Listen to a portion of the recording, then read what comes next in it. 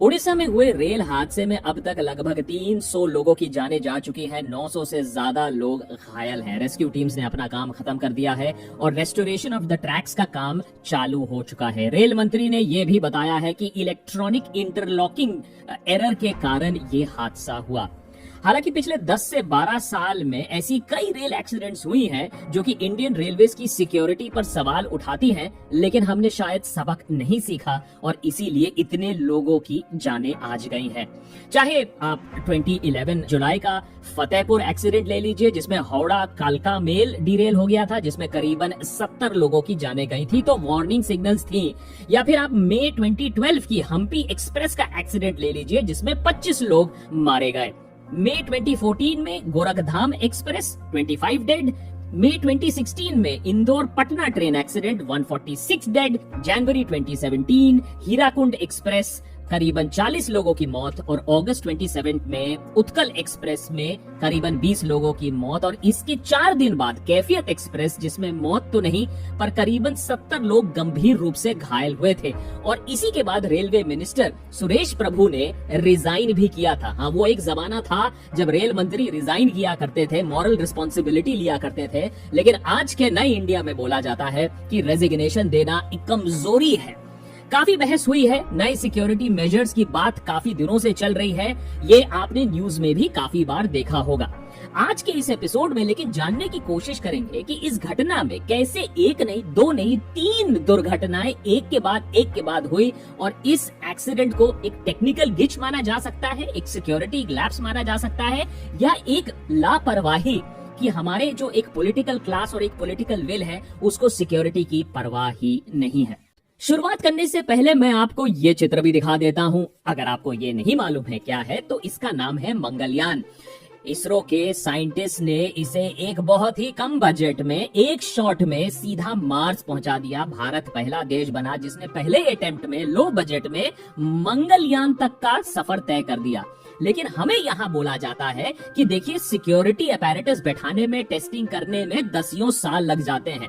दूसरे तरफ नए नए ट्रेन लॉन्च करने में उतना टाइम नहीं लगता है, लेकिन शायद जाने उतनी इंपॉर्टेंट नहीं है, इसीलिए सिक्योरिटी को प्रायोरिटी नहीं दिया गया था। समझाता हूँ कैसे। उड़ीसा के बालासोर डिस्ट्रिक्ट में बहानगा बाजार स्टेशन से कुछ पहले ये घटना घटी। नॉर्मल रेलवे लाइंस की तरह यहाँ भी अप एंड डाउन लाइन चलती है। अप लाइन चेन्नई की तरफ जाता है, डाउन लाइन हावड़ा की तरफ। इसके अलावा इस जगह पर दोनों तरफ लूप लाइंस भी हैं।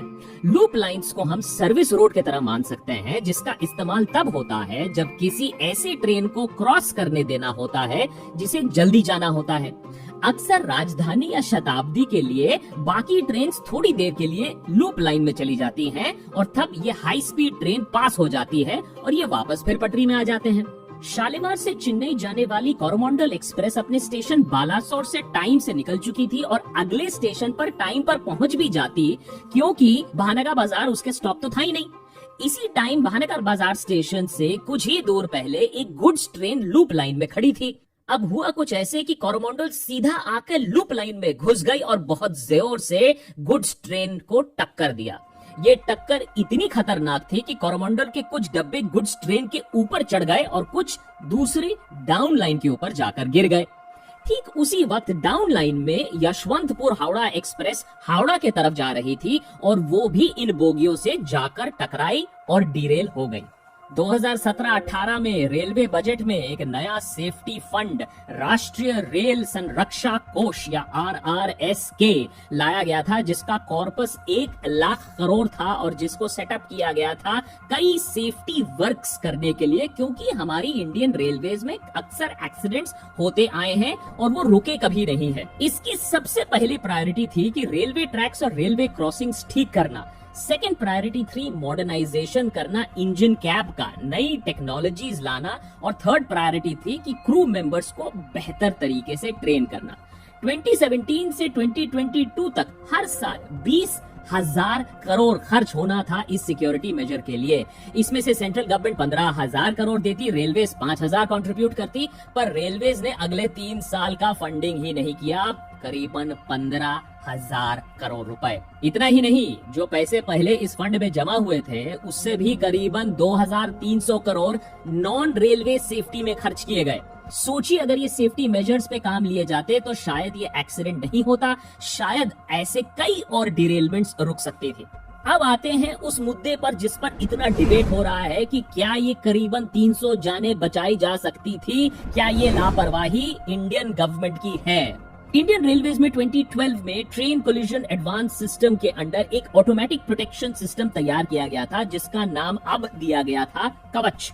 रेलवे मिनिस्टर अश्वनी वैष्णव के अकॉर्डिंग ये कवच सेफ्टी इंटेग्रिटी लेवल 4 सर्टिफाइड है, जिसका मतलब कवच लगाने से दुर्घटना होने की प्रोबेबिलिटी 1 in 10,000 हो जाती है।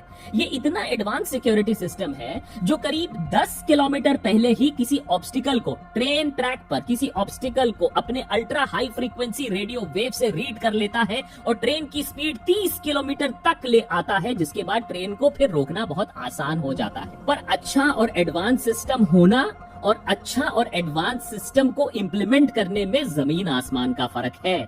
फैक्ट ये है कि यही एडवांस्ड कवच सिस्टम अभी तक सिर्फ 2% ऑफ इंडियन रेल लाइन में लगाया गया है। सिर्फ 2% हमारे रेल लाइन नेटवर्क को यह कवर करता है।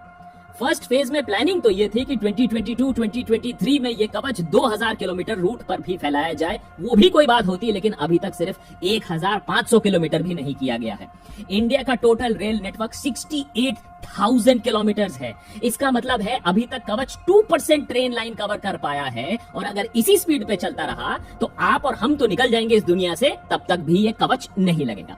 इस बात पर भी बहुत डिबेट हो रहा है कि कवच कैसे लग सकता है, इतना कैसे हो सकता है, टाइम कहाँ है हमारे पास, फंड्स कहाँ हैं हमारे पास। लेकिन दूसरी बात हम भूल जाते हैं कि कवच और नो कवच इतनी बुरी तरीके से दुर्घटना हुई कैसे, और उससे बात साफ होती है मेंटेनेंस की, हमारे रेलवे ट्रैक्स की, उस पर ध्यान नहीं दिया जाता है।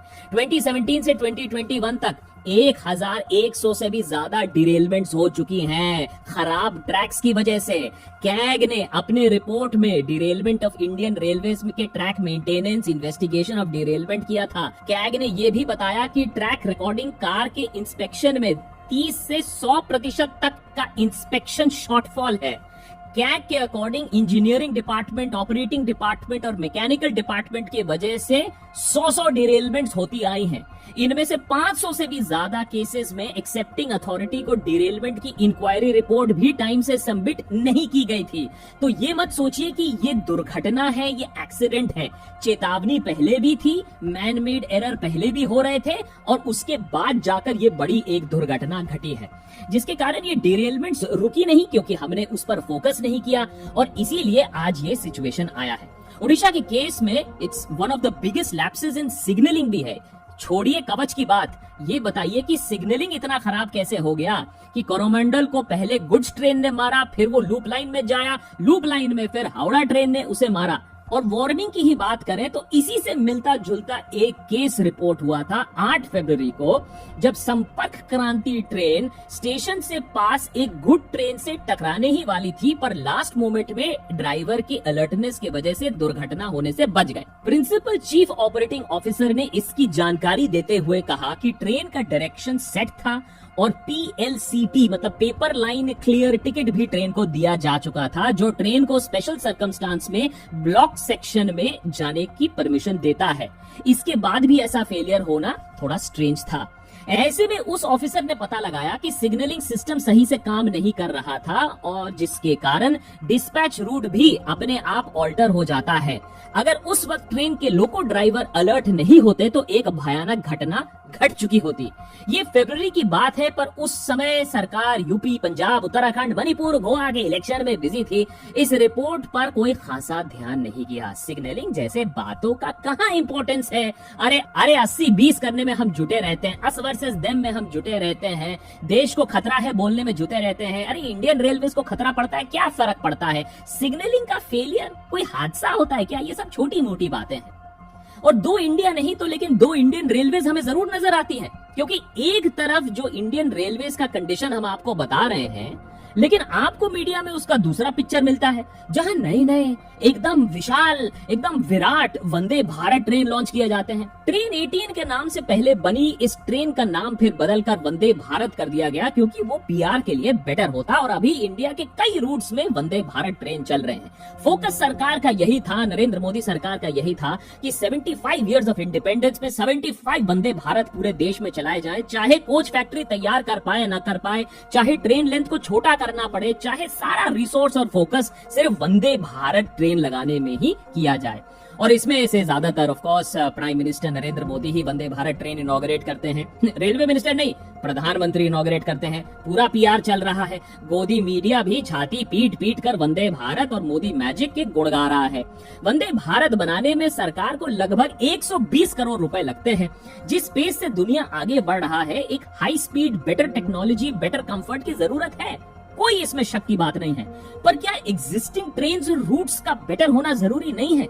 हम वंदे भारत और बुलेट ट्रेन्स के मामले में जापान से compete करने की बात करते हैं, पर क्या हम जानते हैं कि जापान के अंदर अगर एक ट्रेन कुछ सेकंड भी लेट हो जाए तो वहां बवाल मच जाता है, और यहाँ 15 मिनट से लेकर 15 घंटे ट्रेन लेट होना आम बात है। कि टॉयलेट में आदमी जा नहीं सके, ये आम बात है। कि लोग ठुसे पड़े हुए हैं ट्रेन में, ये आम बात है। कि करोड़ों लोग ट्रेन में टिकट बुकिंग नहीं करा पाते हैं, ये आम बात है।